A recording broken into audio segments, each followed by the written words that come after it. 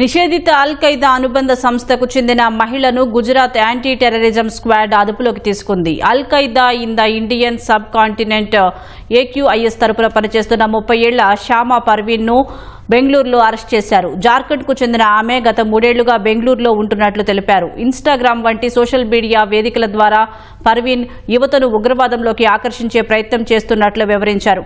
ఒక అల్ Qaeda operative వీడియోను కూడా ఆమె షేర్ చేసినట్లు గుర్తించారు.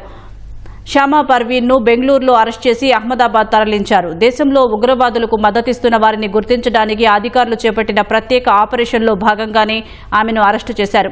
జూలై 23న AQISతో సంబంధమున్న మహమ్మద్ ఫర్దీన్, సెఫుల్లా ఖురేషి, జీషన్ అలీ, మహమ్మద్ ఫైక్ అనే 4 ఉగ్ర అనుమానితులను గుజరాత్, ఢిల్లీ, నోయిడాలో అదుపులోకి తీసుకున్నారు. దేశంలోని అన్ని రాష్ట్రాల్లో ఈ గ్రూప్ సభ్యులు ఉన్నారని తెలిపారు. వారందరికీ శ్యామా పర్వీన్ నాయకత్వం వహిస్తున్నట్లు వెల్లడించారు. అల్ ఖైదా ఇతర ఉగ్రవాద సంస్థలకు చెందిన స్లీపర్ సెల్ విభాగంతో విదేశాల్లోని ఉగ్ర సంస్థలతో వీరికి సంబంధాలు ఉన్నాయని అనుమానిస్తున్నారు. ఈ మేరకు దర్యాప్తు చేపట్టినట్లు ATS అధికారులు తెలిపారు.